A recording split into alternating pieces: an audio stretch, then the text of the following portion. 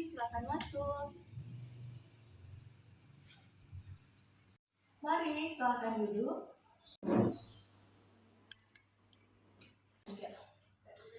Baik, perkenalkan nama saya Hermidian Catherine, biasa dipanggil Iren. Oh Iren, perkenalkan nama saya Lea Marina Tadu. Saya biasa dipanggil Leni. Di sini saya adalah seorang konselor. Nah, kalau boleh tahu, apa maksud dan tujuan Iren datang ke tempat ini? Nah, di sini saya mau konseling dan saya mau menceritakan sebuah masalah saya yang saya hadapi. Oke, tapi sebelum itu saya mau bertanya kepada Iren. Iren tahu nggak apa itu konseling, atau Iren pernah dengar konseling itu apa, atau bagaimana? Saya tidak tahu apa itu konseling dan ini baru pertama kali saya dikonseling. Jadi sebelum itu saya akan menjelaskan apa itu konseling. Jadi konseling adalah suatu bimbingan atau bantuan di mana seorang konselor dapat menyelesaikan masalah seorang konseling dan dapat menemukan jalan keluar dari permasalahan seorang konseling. Nah, tapi ada juga asas-asas tentang konseling, di mana yang pertama itu ada asas kerahasiaan. Nah, di mana saat Iren menceritakan semua masalah Iren kepada saya, dalam artian bahwa hanya kita berdua saja yang tahu tentang masalah Iren. Jadi dalam ruangan ini tidak ada yang tahu selain kita berdua. Yang kedua yaitu keterbukaan, di mana Iren terbuka menceritakan semua masalah Iren yang Iren hadapi, sehingga saya sebagai seorang konselor bisa mengetahui apa masalah Iren. Yang ketiga yaitu kesukarelaan, di mana Iren datang ke sini itu dengan sukarela, tidak ada keterpaksaan. Apakah Iren datang ke sini dengan kesukarelaan atau bagaimana? Saya datang ke sini dengan kesukarelaan, tanpa ada terpaksaan. Oh iya, baik. Jadi asas yang keempat yaitu kegiatan yang sedang kita berlangsung ini, dan ada kegiatan lain yang kita akan bikin ke depan. Tapi sebelum itu, apakah Iren sudah mengerti dan memahami apa itu konseling dan apa itu asas-asas konseling yang ada? Ya baik, saya sudah mengerti apa itu konseling dengan asas-asas. Baik, sebelum kita jauh lebih dalam, saya mau kita adanya kesepakatan waktu untuk bisa menceritakan masalah Iren. Jadi waktu yang kita sepakati yaitu sekitar 30-45 menit ke depan. Apakah Iren setuju? Iya, saya setuju. Oke, baik. Karena Iren sudah sepakat dengan waktu kita, jadi mungkin Iren bisa menceritakan apa yang menjadi permasalahan Iren. Ya, jadi seperti ini.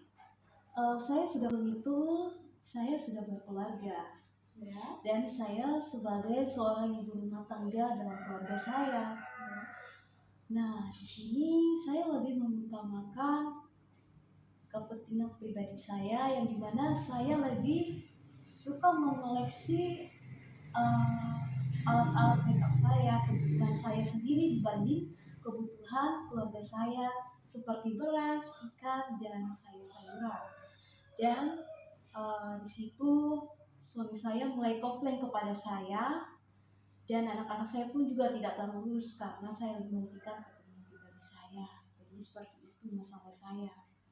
Baik, saya mengerti masalah Iren. Sebelum itu, apakah Iren tahu apa tugas dan tanggung jawab seorang ibu dalam rumah tangga, apalagi Iren sudah memiliki anak dan sudah memiliki suami? Ya, sebetulnya tugas dari ibu rumah tangga itu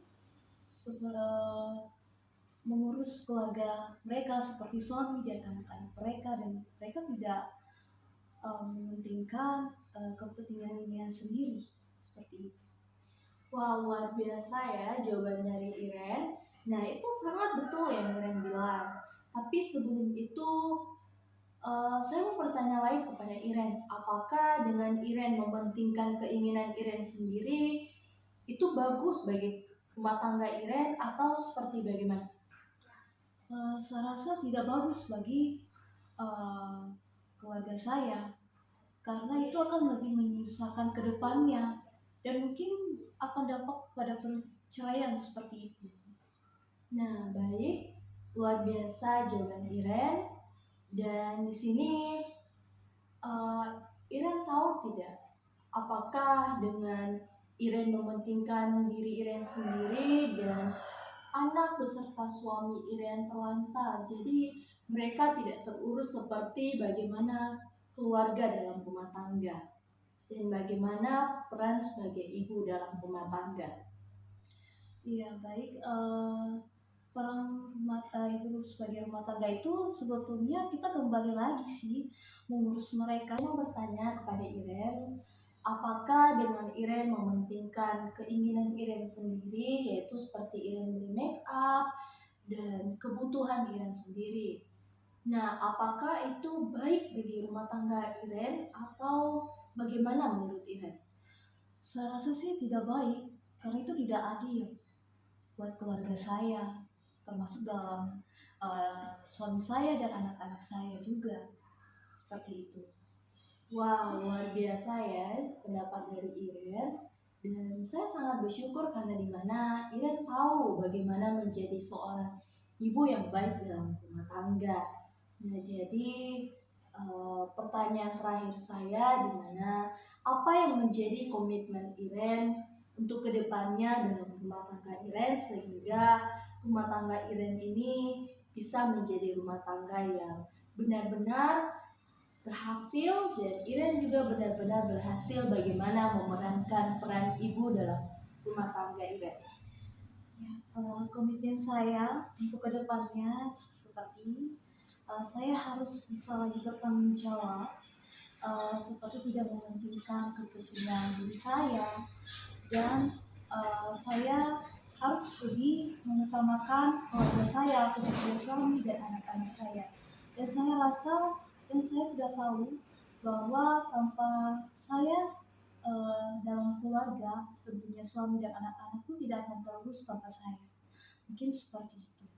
Wah, luar biasa ya, Iren mempunyai komitmen ke depan dan saya sangat setuju di mana Iren sudah berkomitmen bagaimana menjadi peran ibu yang baik dalam rumah tangga.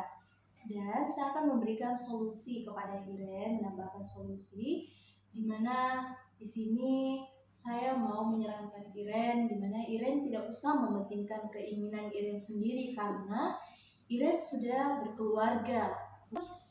Sangat cukup sampai di sini saja. Dan saya sudah mengerti yang tadi yang sudah jelaskan kepada saya. Wah, saya sangat senang karena Iren sudah mengerti dan saya sangat berterima kasih kepada Iren karena Iren sudah datang ke saya untuk dapat menceritakan masalah yang Iren hadapi. Baik, saya rasa karena Iren sudah bilang cukup, jadi mungkin kita akan berakhir sampai di sini dan saya harap apa yang menjadi komitmen Iren bisa terapkan.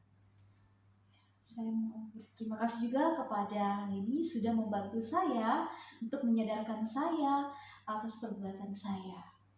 Oke, baik, terima kasih.